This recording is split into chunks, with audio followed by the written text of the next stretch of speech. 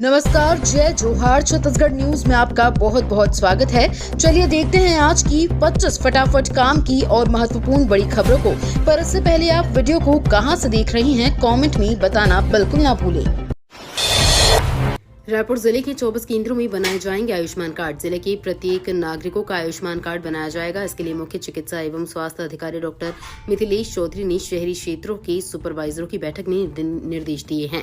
बैठक में आयुष्मान कार्ड बनाने में आने वाली कठिनाई, सुधार और माइक्रो प्लान के साथ ज्यादा से ज्यादा कार्ड बनाए जाने की बात कही गई है। साथ ही प्रत्येक यूपीएचसी ओपीडी में कार्ड बनाने के निर्देश दिए गए हैं।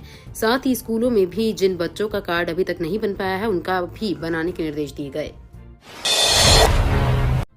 प्रधानमंत्री आवास योजना शहरी 2.0 का हुआ शुभारंभ। प्रधानमंत्री आवास योजना भारत सरकार आवास मंत्रालय द्वारा प्रधानमंत्री आवास योजना फेज 2 का शुभारंभ जिले के नगर पालिका निगम भिलाई, रिसाली, दुर्ग एवं भिलाई 3, चरोदा सहित सभी निकायों में किया गया। शुभारंभ के अवसर पर स्थानीय जनप्रतिनिधि एवं निगम के पदाधिकारी, पार्षदगण मौजूद थे। कलेक्टर सुश्री ऋचा प्रकाश चौधरी के निर्देश पर निगम कमिश्नरों द्वारा संबंधित नगरीय निकायों में प्रधानमंत्री आवास योजना शहरी 2.0 अंतर्गत रैपिड असेसमेंट सर्वे, संभावित पात्र हितग्राहियों का सर्वेक्षण प्रधानमंत्री आवास 2.0 क्रियान्वित किया गया। औद्योगिक नीति में महिलाओं अग्निवीर को स्टार्टअप में मिलेगी विशेष छूट।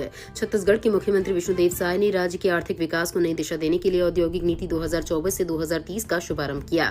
ये नीति 30 मार्च 2030 तक लागू रहेगी। नई नीति में रोजगार सृजन, कौशल विकास, निर्यात, निवेश और पर्यावरण संरक्षण जैसे बिंदुओं को प्राथमिकता दी गई है। राज्य के मुख्यमंत्री विष्णुदेव साय ने कहा, ये नीति राज्य के आर्थिक और सामाजिक विकास के लिए एक नई शुरुआत है। इससे न केवल उद्योगों को बढ़ावा मिलेगा, बल्कि राज्य के हर नागरिक को सशक्त बनने का अवसर मिलेगा। छत्तीसगढ़ के स्कूलों में मिल रहा घटिया क्वालिटी का खाना, हाई कोर्ट ने मांगा जवाब। छत्तीसगढ़ के कई सरकारी स्कूलों में घटिया क्वालिटी का खाना बच्चों को खिलाया जा रहा है। इस मामले में बिलासपुर हाई कोर्ट ने संज्ञान लिया है। चीफ जस्टिस की डिवीजन बेंच ने जिला शिक्षा अधिकारी को इस मुद्दे पर निजी शपथ पत्र में जवाब देने के निर्देश दिए हैं। मामले की अगली सुनवाई 27 नवंबर को रखी गई है। जानकारी के अनुसार हाईकोर्ट ने इस संबंध में मीडिया में प्रकाशित खबरों पर संज्ञान लिया। छत्तीसगढ़ में युवाओं के लिए बढ़ेंगी रोजगार संभावनाएं। हर महीने मिलेगा 15,000 रुपए प्रशिक्षण भत्ता। छत्तीसगढ़ की नई औद्योगिक नीति 2024 से 30 के तहत राज्य में रोजगार को बढ़ावा देने के लिए विशेष योजनाओं की शुरुआत की गई है। मुख्यमंत्री विष्णुदेव साय ने अटल नगर स्थित मेफेयर लेक रिजॉर्ट में इस नीति का विमोचन किया। इसके अंतर्गत स्थानीय युवाओं को रोजगार दिलाने के लिए उद्यमियों को प्रति व्यक्ति 15,000 रुपए का प्रशिक्षण भत्ता दिया जाएगा, जिससे उन्हें अपनी कंपनियों में युवाओं को प्रशिक्षित करने का अवसर मिलेगा। छत्तीसगढ़ में नक्सलवाद का होगा खात्मा, अमित शाह ने बताई डेडलाइन। केंद्रीय गृह मंत्री अमित शाह ने कहा कि प्रधानमंत्री नरेंद्र मोदी के नेतृत्व वाली सरकार 31 मार्च 2026 तक छत्तीसगढ़ से नक्सलवाद को खत्म कर देगी। शाह ने कहा, छत्तीसगढ़ में जो भी बचा है हम उसे 31 मार्च 2026 तक समाप्त कर देंगे। उन्होंने कहा, मोदी जी ने महाराष्ट्र के विकास के लिए 15.10 लाख करोड़ रुपए भेजे हैं। इसके साथ ही महाराष्ट्र में कई परियोजनाओं की भी शुरुआत की गई है। छत्तीसगढ़ की नई औद्योगिक नीति लॉन्च, रोजगार सृजन, कौशल विकास, महिला उद्यमी और स्टार्टअप पर फोकस। छत्तीसगढ़ के मुख्यमंत्री विष्णुदेव साय ने राज्य के आर्थिक विकास को नई दिशा देने के लिए औद्योगिक नीति 2024 से 2030 का शुभारंभ किया। ये नीति 1 नवंबर 2024 से 30 मार्च 2030 तक लागू रहेगी।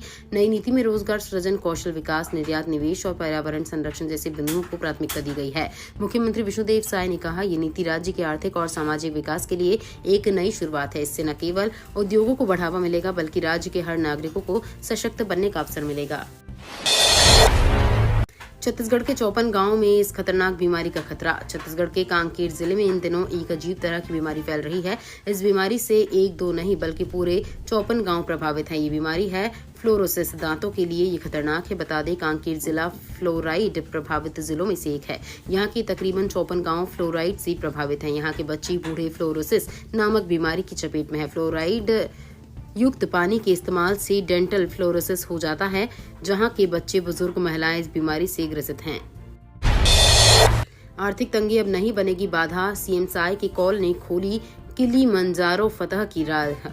मुख्यमंत्री साय ने निशा के साथ पर्वतारोहण के बारे विस्तार से बात की। निशा ने मुख्यमंत्री को यूरोप महाद्वीप की सबसे ऊंची चोटी माउंट एल्ब्रूस की चढ़ाई के दौरान आई चुनौतियों के बारे में बताया। उसने बताया कि पर्वत की यात्राएं रोमांच से भर देती हैं। पर्वतों की चोटी पर तिरंगा फहराना गर्व से भर देता है।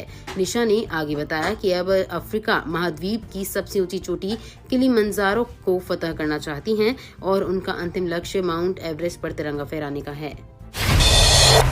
मध्यम वर्ग को संपत्ति रजिस्ट्री में बड़ी राहत, अब गाइडलाइन मूल्य पर ही लगेगा रजिस्ट्री शुल्क।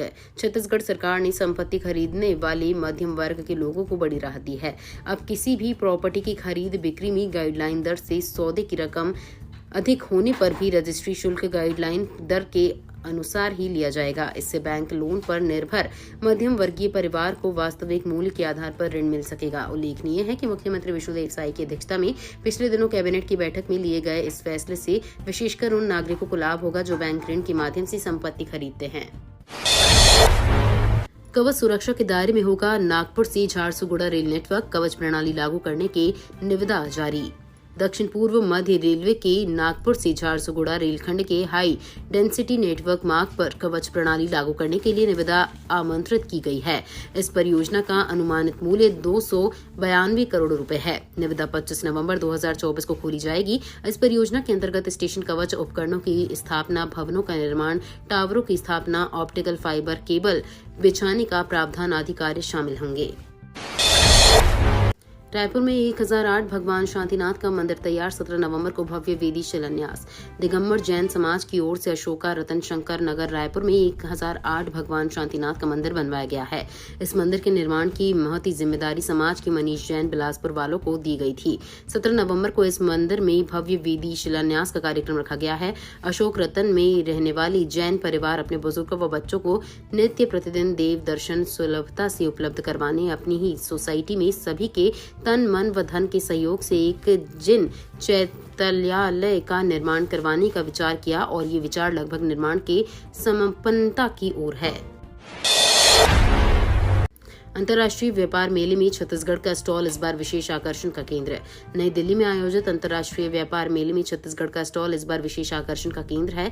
यहाँ ढोकरा कला, कोसा सिल्क, बस्तर के बांस शिल्प और अन्य पारंपरिक शिल्पों की झलक देखने को मिलती है। इसके साथ ही राज्य ने अपने औद्योगिक उत्पादों, विशेष आर्थिक क्षेत्रों और हर्बल उत्पादों को भी प्रमुखता से प्रदर्शित किया है। इस वर्ष की थीम विकसित भारत 2047 को ध्यान में रखते हुए छत्तीसगढ़ ने अपने स्टॉल को तैयार किया है। जनजातीय विद्रोह के शहीदों एवं स्वतंत्रता संग्राम सेनानियों के परिजन हुए सम्मानित। मुख्यमंत्री विष्णुदेव साय ने साइंस कॉलेज मैदान में राज्य स्तरीय जनजातीय गौरव दिवस कार्यक्रम में अपने संबोधन में कहा कि जनजातीय समाज का इतिहास बहुत समृद्ध और गौरवशाली है।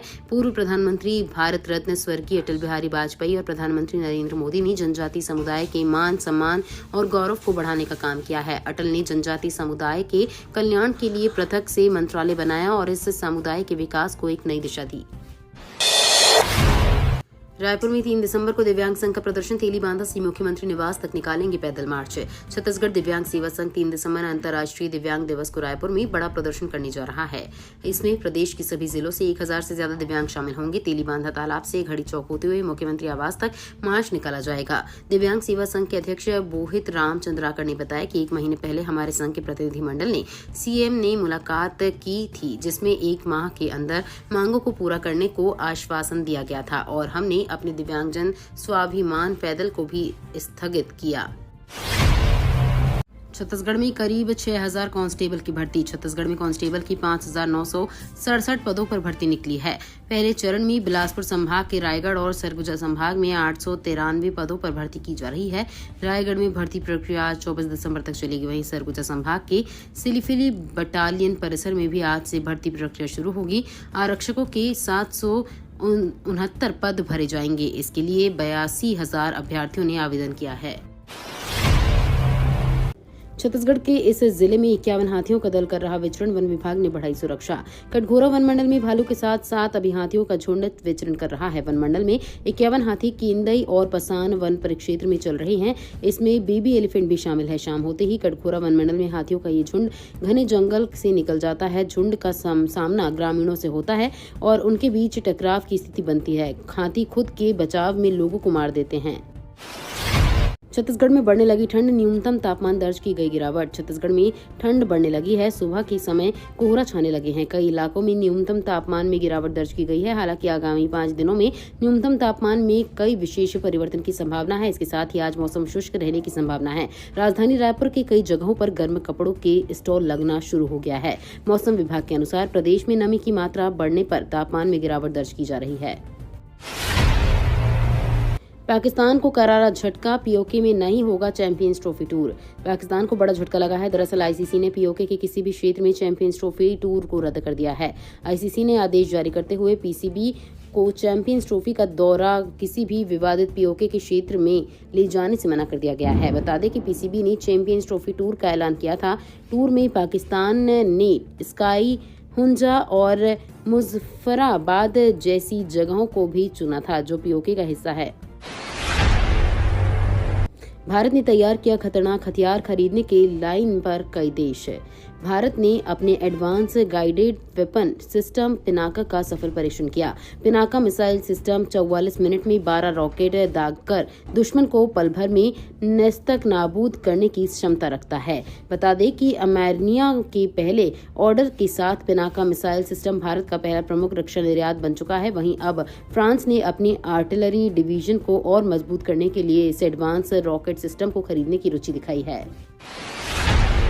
छत्तीसगढ़ से गुजरने वाली 49 ट्रेनें कैंसिल। छत्तीसगढ़ से गुजरने वाली 49 ट्रेनों को कैंसिल कर दिया गया है। मध्य प्रदेश और यूपी के लिए चलने वाली 24 ट्रेनें 21 नवंबर से 2 दिसंबर तक अलग अलग दिनों में कैंसिल की गई है। इससे पहले भी 16 से 20 नवंबर तक 25 ट्रेनों को कैंसिल किया गया है। इनमें 16 एक्सप्रेस और 9 लोकल ट्रेनें शामिल हैं। रेल प्रशासन ने बताया कि दक्षिण पूर्व मध्य रेलवे में कई परियोजनाओं पर तेजी से काम किया जा रहा है। महिला सरपंच को सुप्रीम न्याय हुई बहाली, छत्तीसगढ़ सरकार पर लगा 1 लाख का जुर्माना। सुप्रीम कोर्ट ने छत्तीसगढ़ सरकार द्वारा एक निर्वाचित महिला सरपंच सोनल लकड़ा को अनुचित कारणों से हटाने के मामले में सख्त नाराजगी जाहिर की है। कोर्ट ने कहा कि राज्य सरकार इस तरह से सरपंच को बाबू के सामने कटोरा लेकर जाने के लिए मजबूर कर रही है। जस्टिस सूर्यकांत और जस्टिस उज्जवल भैया की बेंच ने सोमवार को दिए अपने फैसले में महिला सरपंच सोनम लकड़ा के साथ हुए मानसिक उत्पीड़न के लिए छत्तीसगढ़ सरकार पर 1 लाख रुपए का जुर्माना लगाया है, जो 4 सप्ताह के भीतर भुगतान किया जाना है। कार्तिक पूर्णिमा मेला छत्तीसगढ़ के सिद्धेश्वर मंदिर में उमड़ा श्रद्धालुओं का हुजूम। छत्तीसगढ़ के बलौदाबाजार जिले के पलारी में स्थित ऐतिहासिक सिद्धेश्वर मंदिर में इस बार भी कार्तिक पूर्णिमा के अवसर पर विशाल मेला आयोजित किया गया है। इस दिन की खासियत ये है कि पूरे प्रदेश में लोग सूर्योदय से पहले नदी और तालाबों में पहुंचकर दीपदान करते हैं ताकि उनके जीवन में सुख समृद्धि आए और पापों का नाश हो। सिद्धेश्वर मंदिर में हर साल की तरह इस साल भी श्रद्धालुओं की भारी भीड़ जुटी। छत्तीसगढ़ के उच्च शिक्षा विभाग में बड़े पैमाने पर तबादले। छत्तीसगढ़ प्रदेश के उच्च शिक्षा विभाग ने कर्मचारियों की ट्रांसफर सूची जारी कर दी है। यह आदेश कुछ संशोधनों के बाद प्रकाशित किया गया है। सूची के अनुसार प्रधान अध्यापकों को उनकी पदोन्नति के बाद प्राचार्य के पद पर नियुक्त किया गया है और उन्हें प्रदेश के विभिन्न महाविद्यालयों में पदस्थ किया गया है। केंद्र सरकार पावर ट्रांसमिशन सेक्टर के लिए पीएलआई स्कीम लॉन्च कर सकती है। केंद्र सरकार पावर ट्रांसमिशन इक्विपमेंट की मैन्युफैक्चरिंग को बढ़ावा देने के लिए प्रोडक्शन लिंक्ड इंसेंटिव स्कीम शुरू कर सकती है। पावर मिनिस्ट्री के 2 अधिकारियों ने इस बारे में बताया। अभी इंडिया ज्यादातर पावर ट्रांसमिशन इक्विपमेंट का आयात करता है। इसमें ट्रांसफॉर्मर्स, सर्किट ब्रेकर्स और स्विच गियर शामिल हैं। दुनिया भर में इन उपकरणों की डिमांड सप्लाई से ज्यादा है, जिससे इनकी कीमतें बढ़ गई हैं। इंडिया ने 2023 में $33.8 करोड़ के इक्विपमेंट का आयात किया है। इसमें से $12.4 करोड़ का आयात सिर्फ चीन से हुआ था। पीएलआई स्कीम लॉन्च होने से देश में ट्रांसमिशन इक्विपमेंट का उत्पादन बढ़ेगा। ये तो थी आज की बड़ी खबरें। अगर आपको न्यूज़ पसंद आई हो तो वीडियो को लाइक और शेयर करना बिल्कुल ना भूलें। धन्यवाद।